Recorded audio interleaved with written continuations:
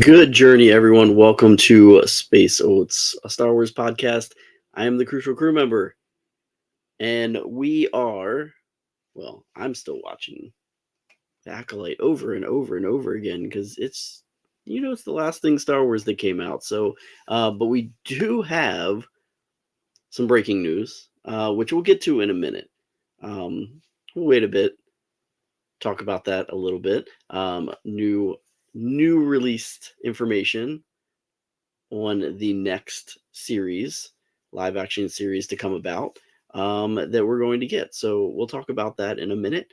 We're also going to obviously talk about San Diego Comic-Con, even though I wasn't there, and at least talk a little bit about what was presented there this weekend, which could give us an idea of something that Lucasfilm Disney is focused on and hopefully trying to generate some excitement for. I do have a crucial character pick. I'm going back to Resistance, Star Wars Resistance, the animated series that kind of took place leading up to and concurrently with The Force Awakens. A very underrated animated series, honestly, I think. The more I've watched it, the more I've grown into it. And I did do a character pick from that series a while back. One of the cool droids, one of many droids that we saw in the series. But this character tonight that I'm picking is who I feel is one of the best characters of the series, though very well rounded. I think most important characters of the series, and I would like to see more of this character, possibly in future Star Wars stories, and we may actually get some of that, possibly with some of the announced releases. Who knows? This character may pop up in one of those printed series by the end of this year. Who knows? We'll have to find out, right? But first of all, we're going to go ahead and do a little segment that I like to do every day, and that is Not Long Ago in This Galaxy, where I take us back to a moment in Star Wars history and look at something that happened today in Star Wars history not too long ago. So today we're going to actually revisit from July. You know what? I never wrote down the date, which is pretty funny. So let me just actually get that real quick. It was actually July 31st, 2003. July 31st, 2003. I did have this as my main cover page. Let me just switch some camera angles around here so I can go ahead and start showing some pictures here. Just swap my camera a little bit and then go ahead and pop this up. So yeah, this droid here. Does anybody recognize this droid?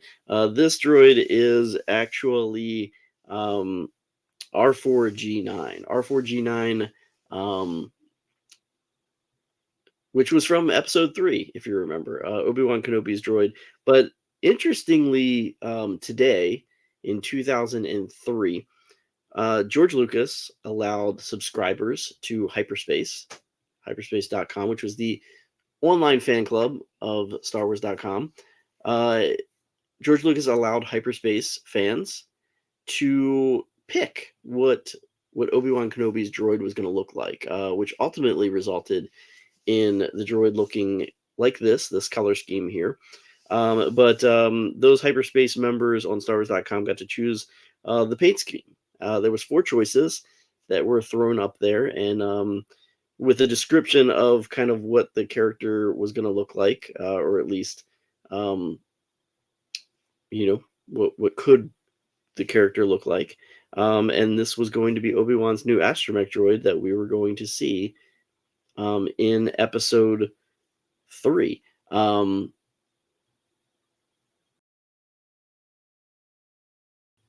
Yeah, so I mean, I kind of, if you remember, R4, the other R4 was in Attack of the Clones, but I guess R4 never made it past that. I don't know whatever happened to R4 from Attack of the Clones. This is interesting because nothing happened to him in the movie. So, I don't know. I actually I'll have to look into that one. But the cool thing about when you're looking at some of these old posts is you can actually find them sometimes, even though they're not on StarWars.com anymore. You can find them around the galaxy, and you can't really see that too well, can you? Maybe I'm going to try to change this. I might just pull this straight up here in a bigger format and then me go small. And I don't know if anybody can kind of read this or not, but this was the actual post, July 31st from StarWars.com, 2003. The episode 3, you pick the droid color. So this is what that website looked like at the time. And it basically had information on how hyperspace members could pick this color of Obi-Wan's droid in episode 3.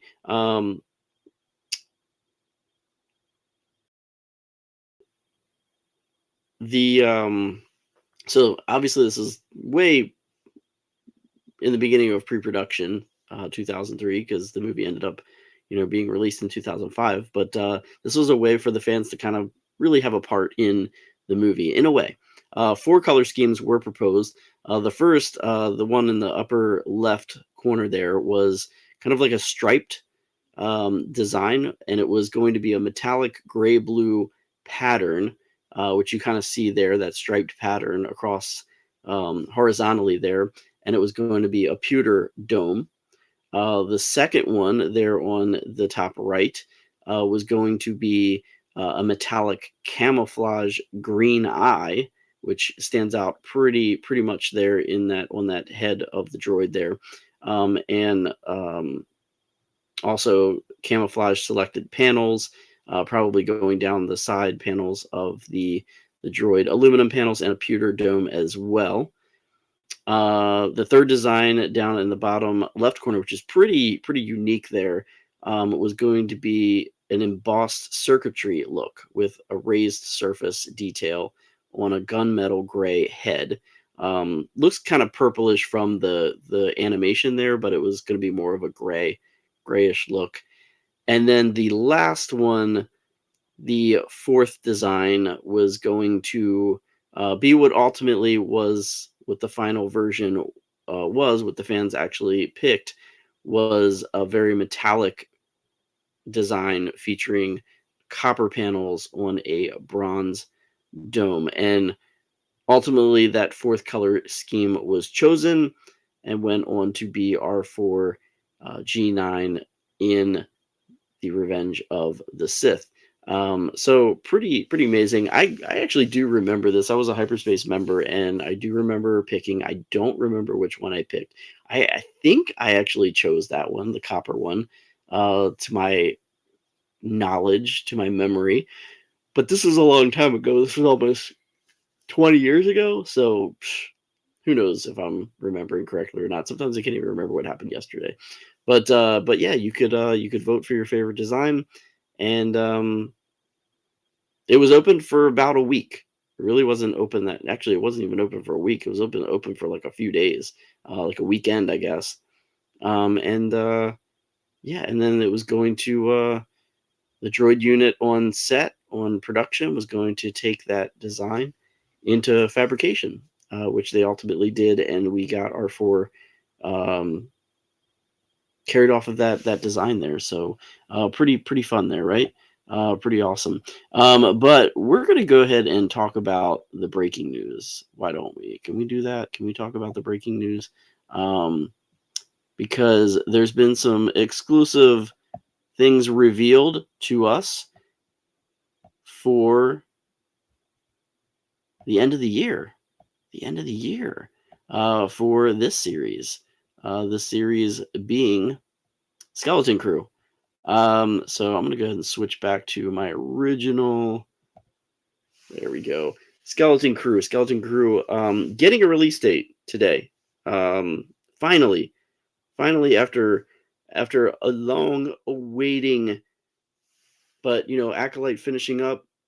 The question is, what was next? What's going to be next? It was kind of predicted it was going to be Skeleton Crew, unless something caused it not to move forward. But it looks like it is. It looks like we're going to get it before the end of the year. December 3rd. December 3rd is going to be the Skeleton Crew released on Disney Plus, and we can't wait for that. I honestly can't wait for that. I'm really looking forward to this. It almost seems like it's going to be like one of those films like that I cherished growing up, like Goonies, and it looks like a lot of fun. I remember seeing an exclusive peek of this series at Star Wars Celebration. We have not officially had any release of any footage to anybody since that time. So Celebration was exclusive content to those in attendance at Celebration. Some of the trailers ended up getting released later, but nobody got to see that exclusive footage, and it still has not been released yet. But a lot of these photos I remembered from the footage, and yeah, we got some stills. People Magazine got the exclusive today. It was released today with that Skeleton Crew. And Jude Law, his character was kind of leaked a little bit with a Lego set earlier this year. And his character, who we kind of think is maybe a Jedi in hiding in a way. I think that might be the case. But I don't know. I think maybe there might be a little bit more of a mystery to his character. Maybe not so good, possibly. But Jude Law is confirmed as being Jad Nawud. I don't know if that's the correct pronunciation of his name, but that it's JADNANAWOOD. So Jad Nawud is his name. And we'll see what he goes by for short. I don't know. Maybe they'll just call him Jad. I don't know. But that is a photo of him there with some of the other main cast, which are all child actors, going to be in this film kind of behind him there. So, and the synopsis of the film, of the series, the official synopsis of the series is: when four kids make a mysterious discovery on their seemingly safe home planet, they get lost in a strange and dangerous galaxy. Finding their way home, meeting unlikely allies and enemies will be a greater adventure than they ever imagined. So definitely having that kind of feel of a Goonies type feel, adventure, that I kind of remember with some of those shows growing up, and it seems like it's going to be a lot of fun. So in addition to Law, the other child actors that are in the series is Ravi Kabit Conyers, who plays a character called Wim, Kiriana Cratler, who plays KB, Robert Timothy Smith, who plays Neil, or at least voices Neil, and possibly has the mocap suit, or wore the mocap suit during production, because we'll talk about his character in a minute. And Ryan Kiar Armstrong will play the character Fern. So those are the four characters in this series. Again, some still shots getting released, and I love this actually next one. This one seems like it's a lot of fun with one of the characters that is in the series, with some of the vehicles that you're going to see a lot of apparently in the series as well. So you got this character Neil, who is of the same species as Max Rebo, which is a lot of fun to see a character of that species playing a significant part in a series. Max Rebo, one of my favorite characters, so it's a lot of fun to see a character like that in a series. So I think that really is making it fun. And then there is the other character, Wim, in this little segment there. One of the descriptions of the series is that it's very upbeat. We've got a lot of like darker series that we've seen recently. I think Ahsoka was pretty dark. I think The Acolyte was pretty dark. Andor pretty gritty. This seems more lighthearted. Even The Mandalorian very gritty, except for like the times when we see Grogu. But this one and Book of Boba Fett, all the series really thus far have been pretty. Have been more adult, and I think this one's going to be more of a a family live action series, in a way. So it seems like it's going to be a little bit more fun and joyful. I hope that doesn't turn people off. I think that we need Star Wars for all generations, and I think it's going to be a fun series. It seems like it's going to be a fun series, and I think it's going to do credit to all of us Star Wars fans out there. So I think we're going to get some great environments with this adventure. I think, it seems like it's going to be taking place like, in the Outer Rim, where all of the rest of the Mandoverse is kind of taking place, because it is coinciding with those series, and eventually I think we'll join up with those series, those characters coming together at some point. So it seems like it's going to have a lot of originality with it. Let's move on to another shot that was pictured in People magazine, just to get a closer look at that character Neil there, as well as the other three there with Jude Law.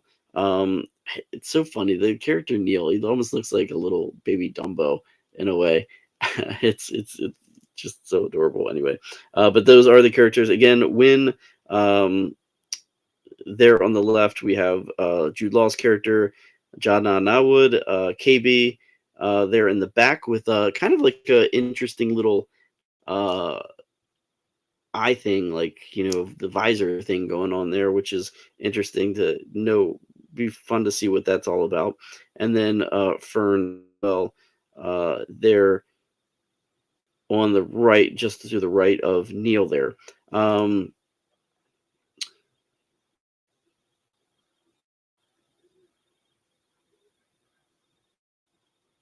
The crew, basically, I'm saying, it was a lot of fun to make. I mean, how could it not be a lot of fun to make anything Star Wars, right? But the series creators, by the way, are John Watts and Christopher Ford.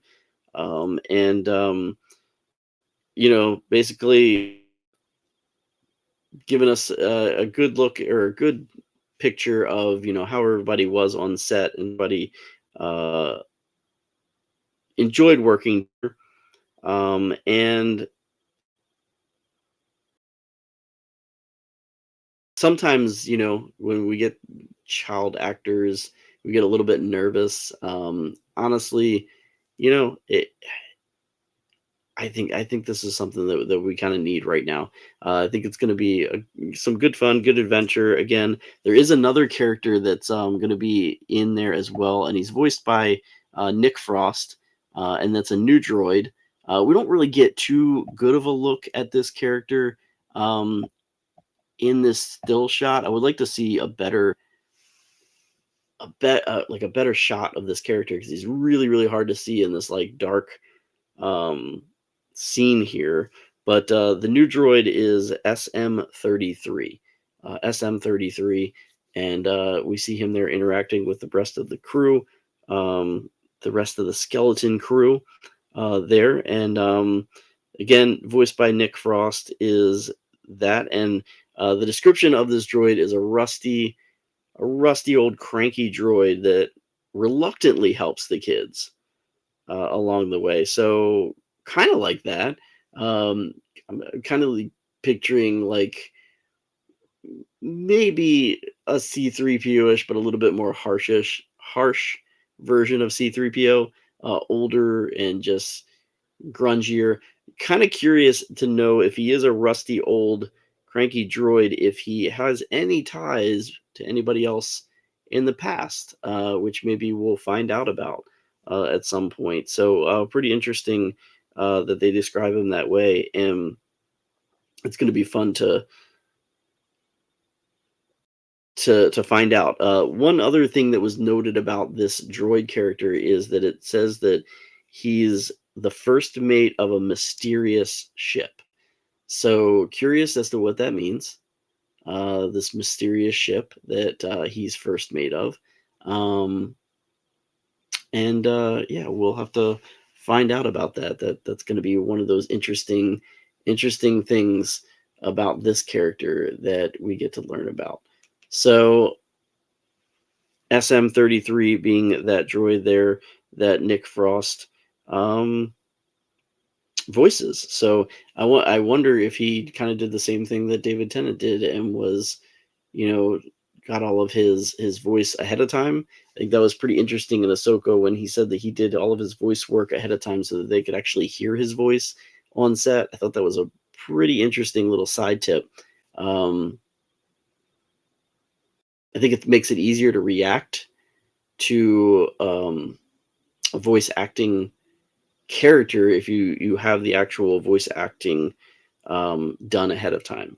So I think David Tennant's character of Huang worked so well in Ahsoka, and I would like to see kind of like that maybe as what they did here. So it really feels like I think you can tell the difference, honestly, with that. So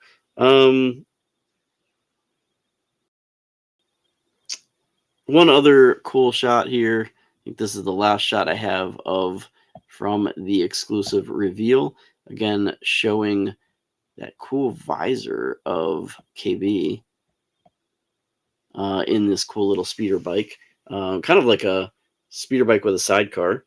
But yeah, there's KB with that visor there and Fern here in this last shot. So the hover bikes are an integral part of the series, apparently, and we're going to see those a lot. So that's going to be pretty cool, kind of taking us back to any type of speeder bike scene, which is so much fun. Return of the Jedi, the speeder bike scene, one of my favorite scenes of all the original series.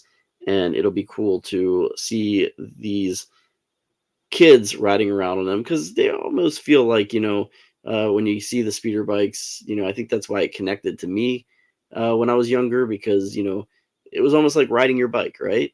And it felt a little bit more connected than a bigger, larger vehicle. So it's cool to see the kids flying around on these things. And again, seeing some of these shots kind of bring back some of the scenes that we kind of got a little bit of a sneak peek at Star Wars Celebration, which will be fun to see in the series. So yeah, so this again was an exclusive, came out today. They also talked about a lot of Easter eggs that are going to be in the series. Paying homage to the original series, to other characters and things that we've seen already told in Star Wars pop up for all of us that know and love Star Wars. And I think that that's always going to be a thing. That's always going to be fun. Callbacks, connections in some way to other Star Wars stories with anything moving forward. Just to kind of interconnect it all together. And I look forward to seeing that link up in a way, in whatever way that we see it happen. So can't wait to see that again. December 3rd. December 3rd is when that series comes out. So we are going to kind of go right into Young Jedi Adventures, and we're going to get a couple months worth of that. And then it seems like there's going to be a little bit of a break, unless we get, something else animated, possibly released in that time. And then December 3rd will be Skeleton Crew. So that, again, released today. So much fun. Let's move on back to what I was originally going to talk about second today, and that being San Diego Comic-Con. San Diego Comic-Con had a lot of cool props and everything that anybody that was there got to see. I know a couple people that were at San Diego Comic-Con this past weekend, and they're really trying to get people to either revisit or watch The Acolyte, because I think, we want to see a season two. If you've watched it, you probably want to see a season two, even if maybe let's just put it out there. A lot of people, kind of a little disappointed in the series. I was not. I loved the series, but I think even if you were disappointed a little bit in the series, you want a season two, right? I mean, especially with what happened in the last episode, you want to see some of those characters' stories told a little bit more, because these are characters that we've had heard about and talked about for years, and we want to see more of them, right? And we want to see, Yoda, I think, a little bit more, right? I do, definitely. So I would love to see a season two. I think Disney is trying to put all in on this, which is why a lot of the releases that were at San Diego Comic-Con came about in printed page. And, just more High Republic stuff. More High Republic stuff. I think that that definitely needs to come about. But the props, lots of them. Some of the props that you can see here were from the apothecary Onolega, the Bunta setup here, basically with the Bunta poison that was created by the stranger for May for use on Torben in the third episode, I believe. Yeah, so you got that there. Again, some of these props, I would love the ones that I'm showing. I'm not sure to show them all in the slideshow that was provided, but some of these props I would love to actually see somehow come about in tangible form that we could possibly get from Galaxy's Edge. Like these containers, some of them are really cool. One of the containers, the glass vial, really remind me of the coaxium box that I got on the Disney Wish. Those containers that had but just minus the coaxium inside, the way they look and the way they unscrewed really remind me of that little setup there. But the Bunta, I don't know if I really want to see anything to eat with Bunta, because it is poison. So I don't think I want any of that to come about. But yeah, some of the other props that, again, I don't know if I'd want to see. I'm not gonna say I want to see the daggers come to Galaxy's Edge. I don't think they'll ever do that anyway. But these are, Maze daggers pictured here. But also, the poison vial would be a cool little thing to have show up at Galaxy's Edge, and to be able to own that poison vial would be pretty neat to have. So maybe we'll see something like that show up at some point. What else do we got here that I thought was, oh yeah, the lightsabers. So the lightsabers, the props that were shown, which you got to figure eventually some of these lightsabers are going to be legacy lightsabers that we get to purchase. So this first one here is Kelnaka's lightsaber. Is a really cool, like, copper bronze-ish lightsaber with like the wooden. It looks like the wooden at the bottom there. And I love the emitter that kind of has that open side to it. Kanaka's saber there, which is really awesome. I love that kind of like High Republic, but a little bit of elemental look to it, which is pretty awesome. And then let's see here. We got, I think this is Soul's lightsaber, which Soul's lightsaber is interesting because it looks very used. But I love the silver and black, but it is very rustic looking. And it would be neat to actually have a lightsaber that's not as polished, be a legacy lightsaber. So Soul Saber, very used, very, very well used lightsaber prop. I don't know if we got a legacy lightsaber, would it be more polished version of Soul's lightsaber, like newer, or would we get something that had this this rustic look, this non-polished, used and bruised saber that we see here that was at the prop at San Diego Comic-Con. Which one would you prefer? The polished looks or the used looks? I think I actually would like a polished look, because then eventually over time maybe it does get that used look for yourself. Master Indara's lightsaber is really awesome as well. The silver and wood.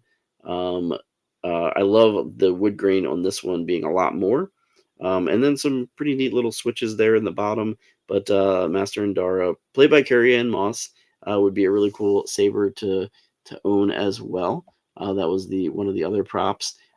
This one again is another one. I love the wood, the leather with a lot of these sabers. This one here is Jackie's lightsaber hilt, which is very kind of basic, but then again, remember she is a Padawan, so not very elegant, but again, very used in that leather look to it, but a really cool looking lightsaber as well.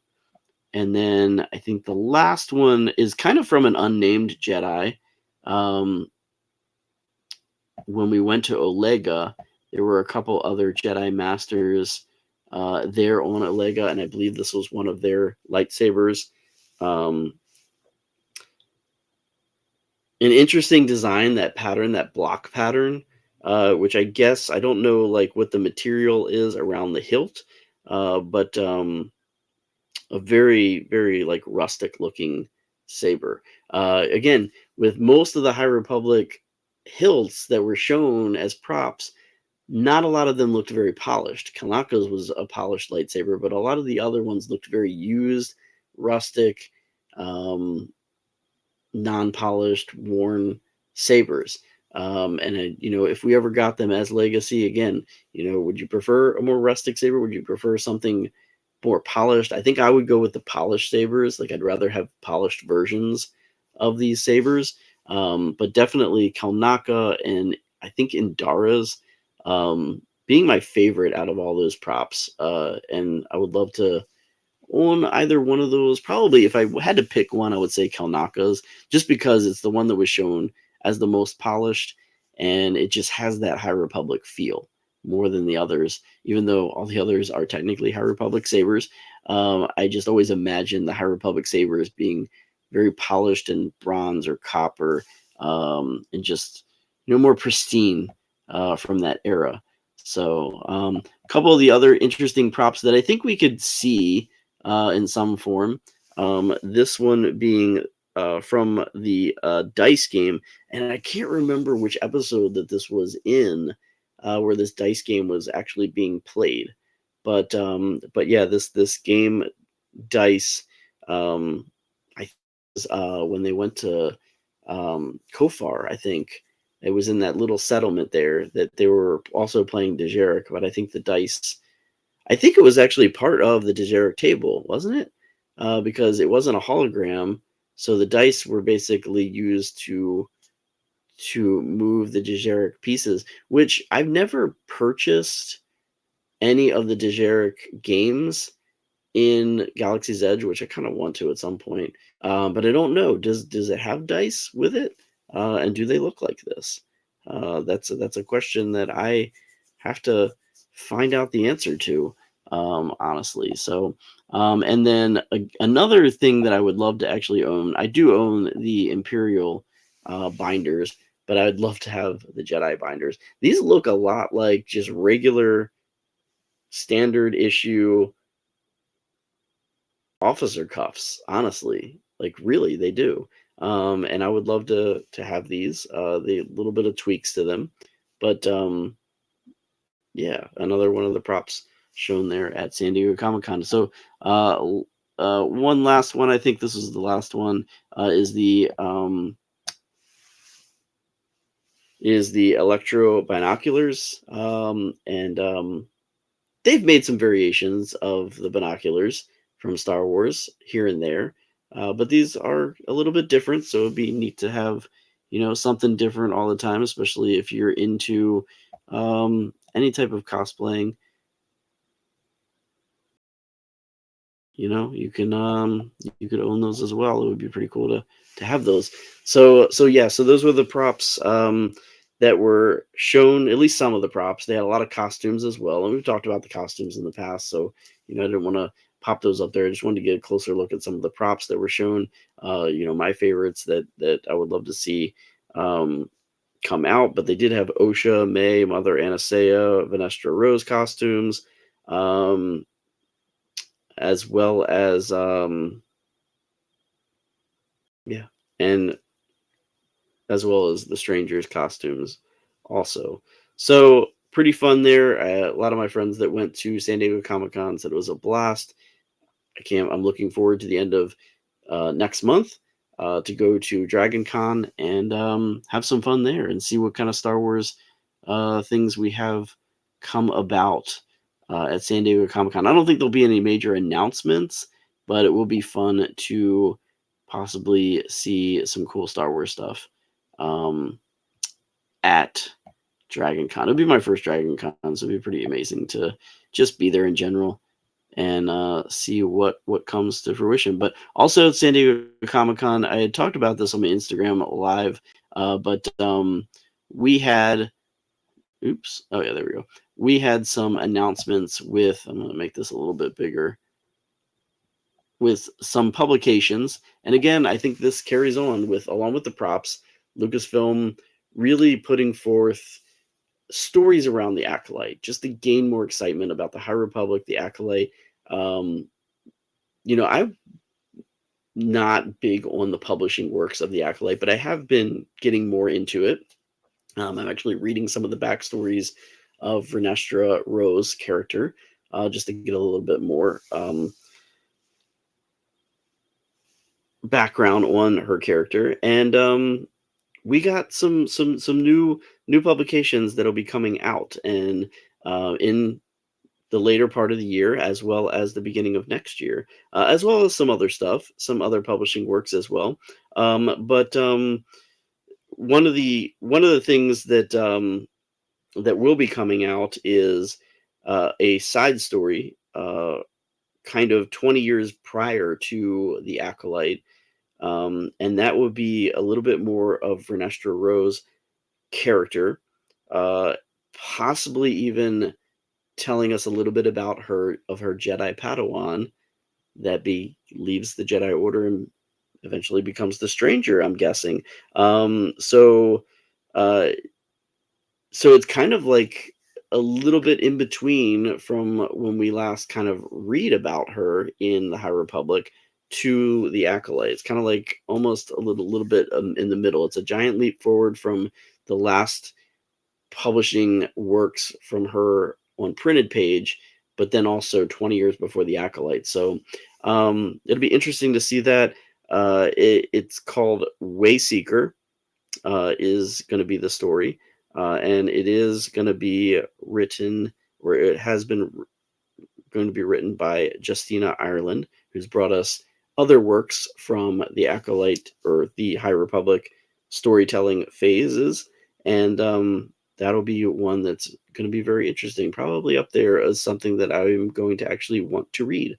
They don't really have a cover yet, an official cover yet for that one, so we'll look for that one to be coming out at some point. Don't know when yet. We don't know anything about when that one's going to arrive. Um, yeah, so maybe next year at some point, maybe. If you were part of the Yord Horde, or I forget what they called those that followed Jackie Leone. Yord and Jackie are going to be in another young adult novel that is set in the years leading up to the Acolyte as well. Kind of knew from the series that they had some sort of background, right? There was a little bit of banter back and forth that told something, that they had other stories to tell. And yes, they didn't make it through the Acolyte series, but we can go back and we can learn a little bit more about them in this new young adult novel. This book actually will not arrive until 2025.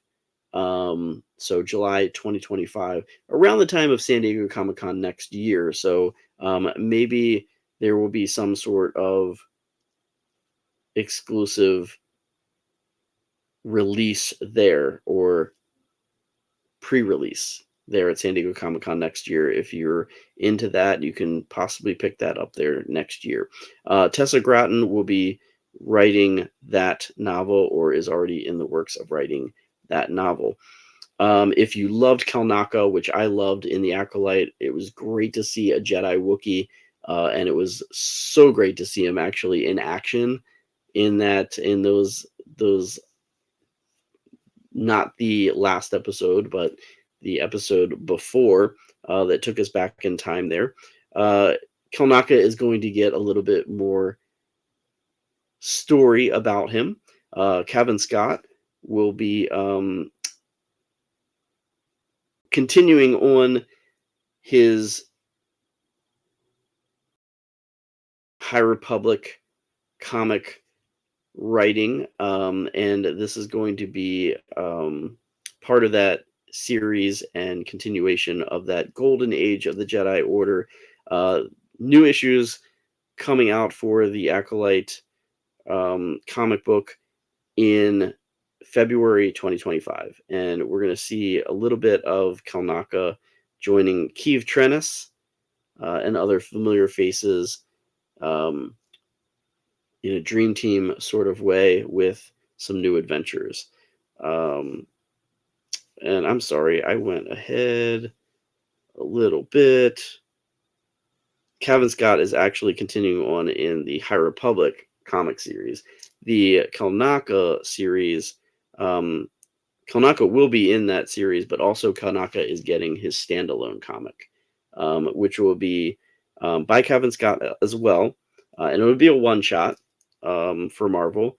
And San Diego Comic-Con got a little bit of first look with the printed material, which you can see on StarWars.com as well, which I just realized looking through this. You can see not the story part, but just some of the art from that series. Oh, thought I was going to sneeze there for a minute. Also, the art of the High Republic. We're going to... This is a volume 2 of that publication. Don't have a final cover for that one yet, but we're going to get some more kind of behind the scenes of Vernestra Rowe, Avar Kriss, Bel Zettifar,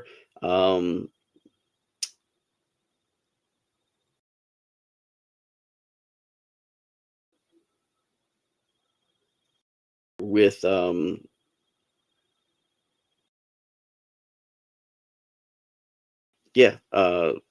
exploring phase 2, phase 3 of some of those characters and some of the art from that. So, and that's going to arrive actually later this year. There's going to be a foreword by Rebecca Henderson, who played Vernestra Rowe in that publication. More art of the Acolyte as well will be coming out. So we'll get some, that's going to come out early July of next year, taking us behind the scenes with some of the costumes, things like that. Things that we've probably seen online a little bit, but dive in a little bit further into those costumes, props, and things. Outlaws had some mentions at San Diego Comic-Con. There is going to be a Dark Horse art books that is going to go into the designs of video games, not only for Outlaws, but also Jedi Fallen Order and Jedi Survivor, and take a look at those locations and characters from, especially from the Outlaws game, which takes place between The Empire Strikes Back and Return of the Jedi. A new visual guide from The Acolyte is going to be coming out, and that is going to be from Pablo Hidalgo, and it's going to be filled with all sorts of photographs and fun facts by those new characters, ships, tech, other locations from the series. And then the other new thing that I haven't talked about yet on this podcast is Vernestra Rowe as an action figure. Star Wars Hasbro Black Series will have a Vernestra Rowe character.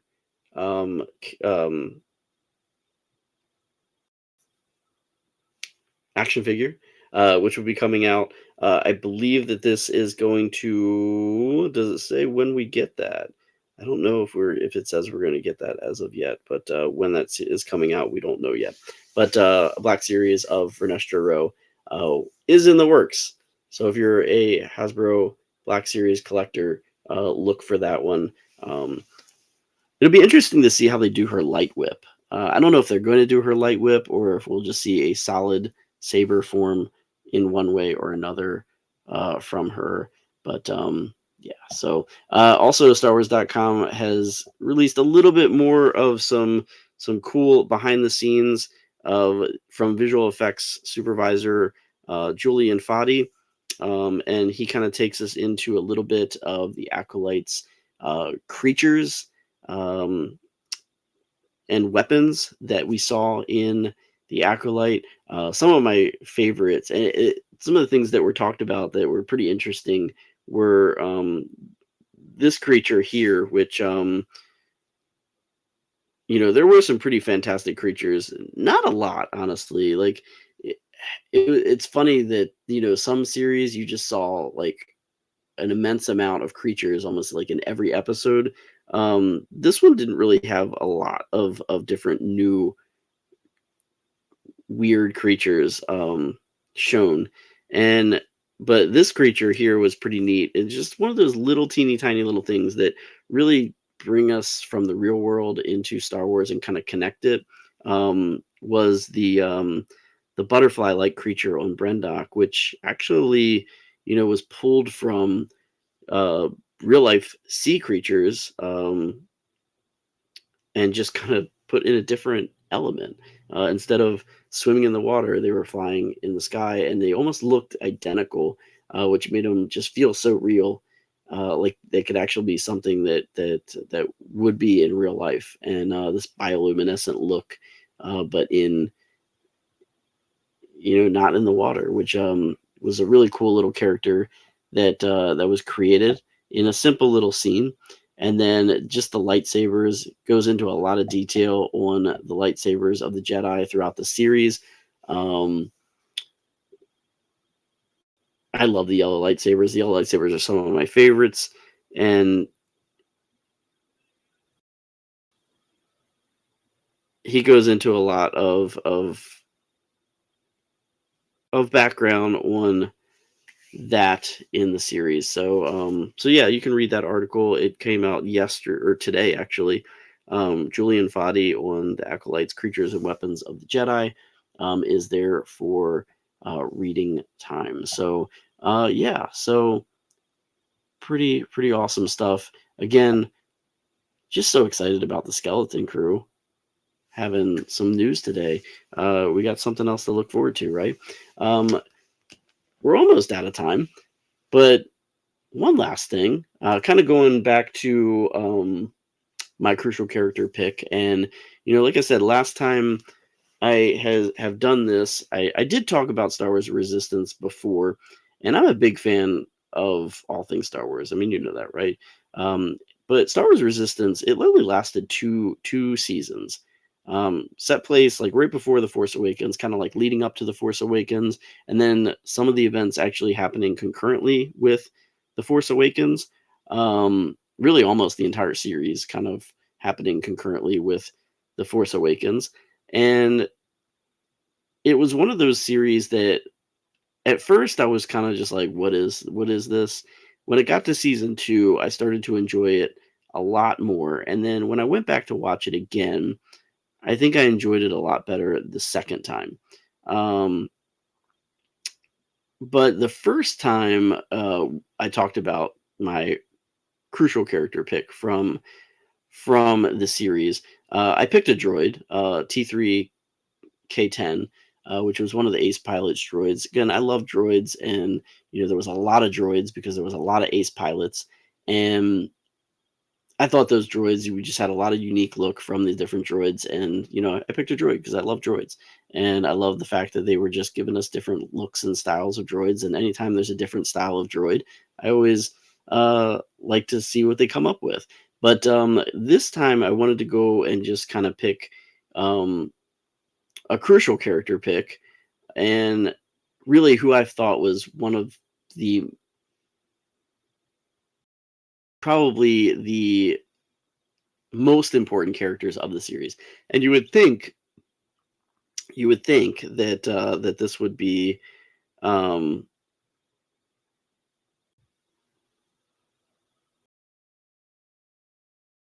some I just saw something on my phone.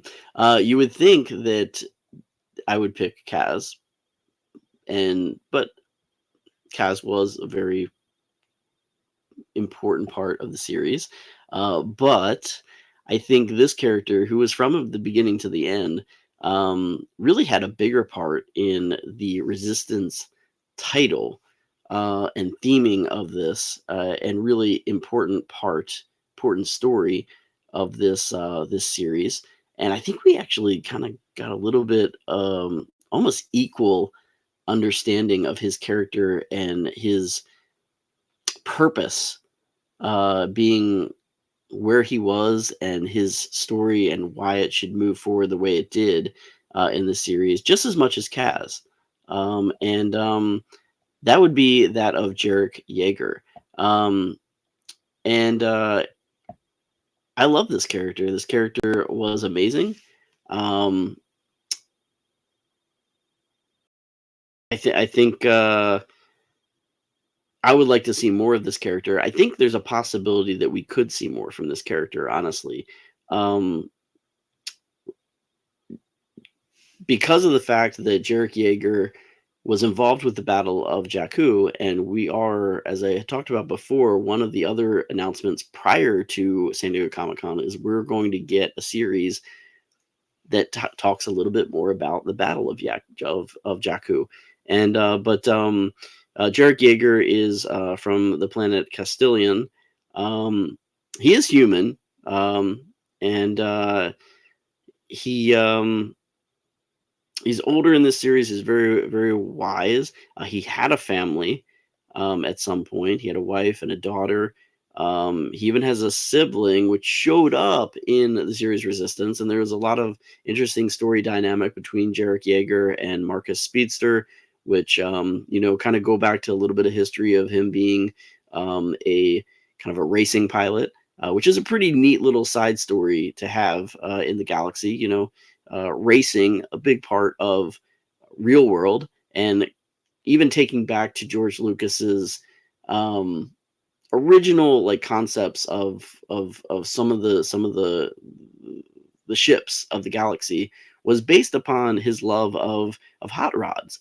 And I think this kind of carries on that tradition of George Lucas's vision for what these spaceships were like, and having these ace pilots, these races. It really had that feel of that, and kind of brings that part of the Star Wars galaxy a little bit more to the forefront, especially out there in the area that this series takes place.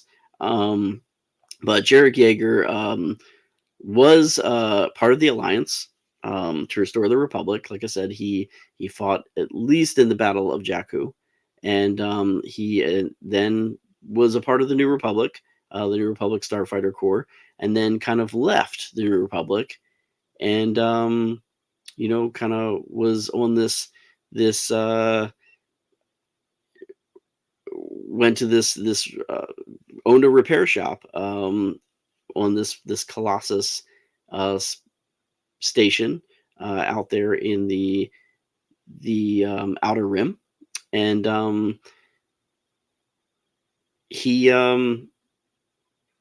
kind of finds his way back into the Resistance fight, and gets a part of that. So, and is a really big integral part of kind of guiding Kaz along his journey. Kind of, if really he wasn't there, Kaz would have never been able to accomplish what he ended up doing. And Jarek Yeager being there from the beginning, kind of really knowing the full purpose of why Kaz was there and kind of keeping that secret because, he knew Poe and, he was kind of there to kind of help hide him as Kaz was being a spy for the Republic.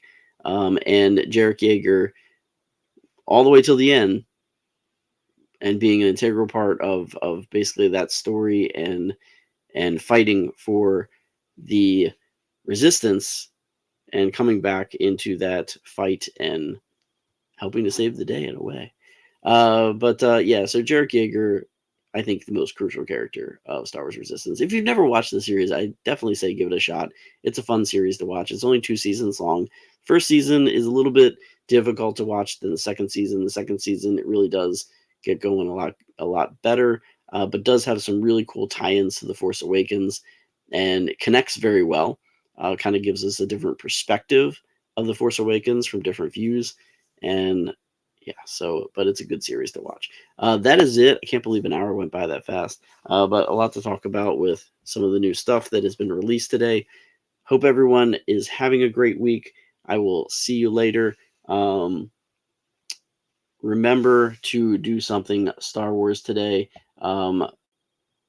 If you haven't already, watch some Star Wars, listen to some Star Wars, read some Star Wars, play some Star Wars. Remember to do something Star Wars. I will see you tomorrow back on my Instagram page for Not Long Ago in This Galaxy. Until that time, may the stars light your way. Have a good night.